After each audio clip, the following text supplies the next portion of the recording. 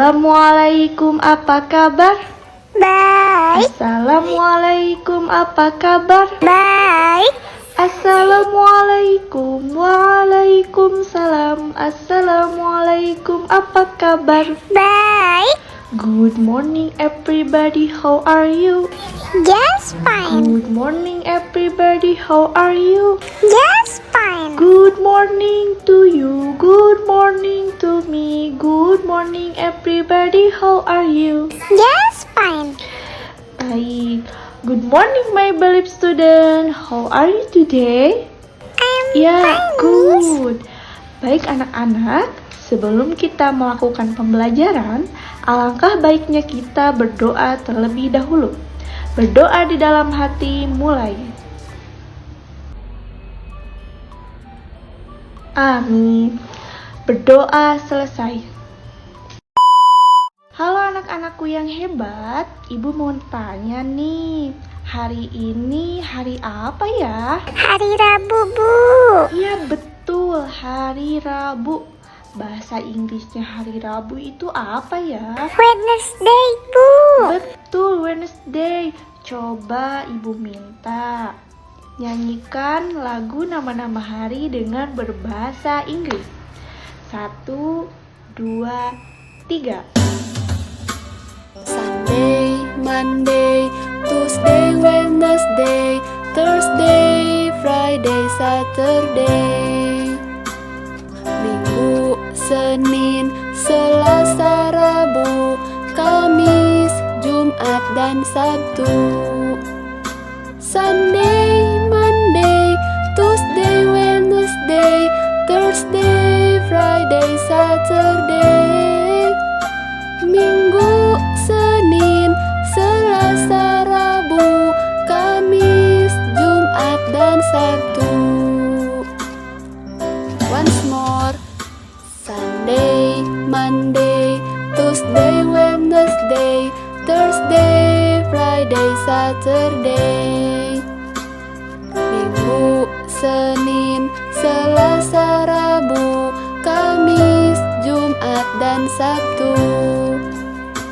Sunday, Monday, Tuesday, Wednesday, Thursday, Friday, Saturday. Minggu, Senin, Selasa, Rabu, Kamis, Jumat, dan Sabtu.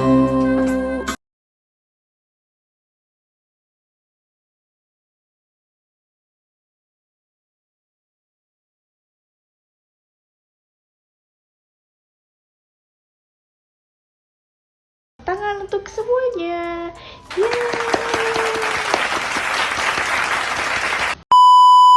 Anak-anakku yang hebat, dalam video pembelajaran kali ini kita akan belajar mengenai siklus air.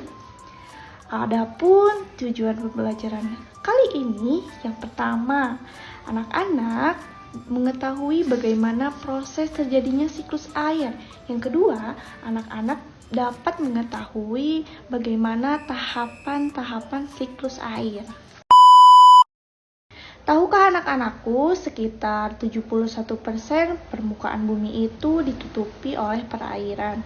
Dan dari jumlah tersebut, 97%-nya merupakan air asin yang berada di laut. Sedangkan sisanya 3% air tawar.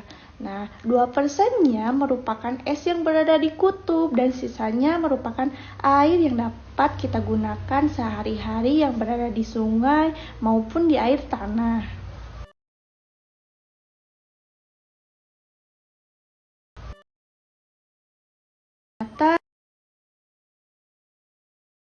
Bagian bumi kita ditutupi air ya anak-anak, dan hanya sekian persen saja yang dapat kita gunakan untuk kehidupan sehari-hari. Nah anak-anak, apa aja sih manfaat dari air? Mari kita simak manfaat air dalam kehidupan kita. Air tidak hanya bermanfaat bagi manusia, akan tetapi air juga berperan penting bagi kehidupan makhluk lainnya, seperti hewan dan tumbuhan.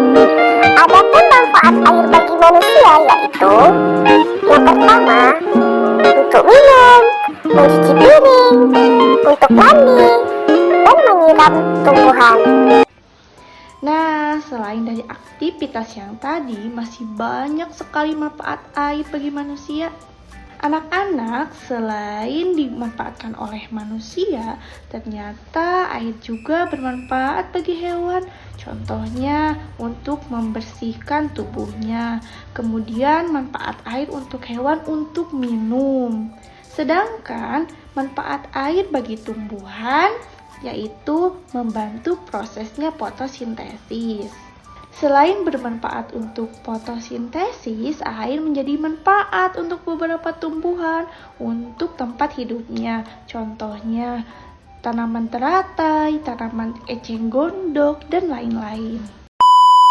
Tahukah anak-anakku yang hebat bahwasannya air digunakan terus-menerus oleh manusia, oleh hewan, maupun oleh tumbuhan.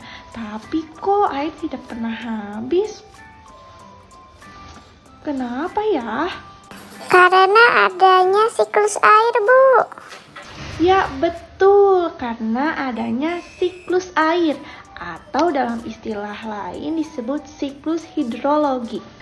Apakah kalian tahu air itu berasal dari mana ya? Lalu mengalirnya kemana ya? Apakah ada yang tahu apa itu siklus air? Baiklah, Ibu akan menjelaskan mengenai siklus air. Simak baik-baik ya anak-anak. Siklus air adalah tahapan yang dialami oleh air dari asalnya di bumi menuju ke atmosfer, kemudian kembali lagi ke bumi. Itu terjadi terus-menerus. Anak-anakku yang hebat, di dalam proses terjadinya siklus air, pertama-tama air di permukaan bumi, baik di sungai, danau maupun di lautan itu mengalami penguapan yang disebut dengan proses evaporasi. Lalu, apa Bu itu evaporasi? Evaporasi adalah proses penguapan air dari permukaan bumi menuju ke atmosfer yang dibantu dengan panasnya sinar matahari.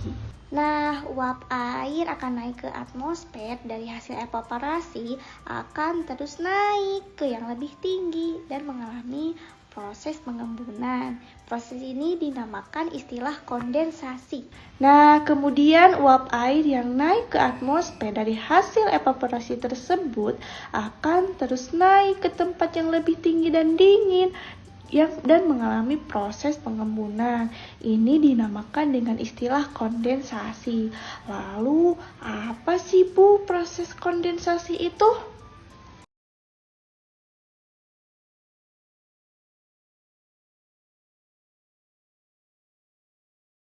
Proses pendinginan uap air menuju ke atmosfer. Kondensasi menyebabkan kemunculannya kabut dan awan. Lalu, kondensasi ini menyebabkan uap air yang berubah wujud menjadi butiran air yang kita sebut dengan hujan. Nah, tidak hanya berbentuk hujan saja anak-anakku yang hebat, tetapi bisa juga dalam berbentuk salju. Turunnya air hujan ini dinamakan dengan istilah presipitasi.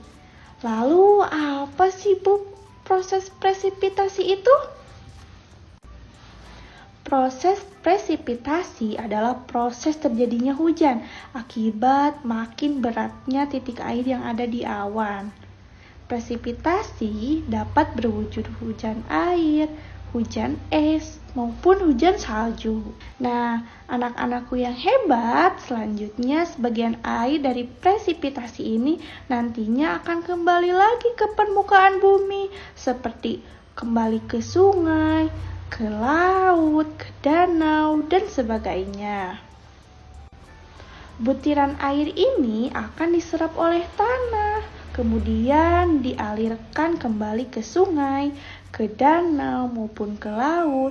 Proses penyerapan ini disebut dengan istilah infiltrasi. Proses infiltrasi itu apa ya, Bu? Nah, proses infiltrasi adalah proses masuknya air ke permukaan bumi menuju lapisan bebatuan dalam. Air berkumpul dan menjadi air bawah tanah. Kemudian air yang berada di dalam tanah akan mengalir menuju ke laut sebagai tempat tujuan akhir. Proses ini disebut dengan istilah run-off. Proses ini disebut dengan istilah run-off dan akan kembali lagi mendapat siklus air pertama, yaitu evaporasi. Maka dari itu, air yang kita gunakan secara terus-menerus tidak pernah habis. Anak-anakku yang hebat, Ibu punya lagu siklus air nih. Kita coba nyanyikan bersama-sama yuk. 1, 2, 3.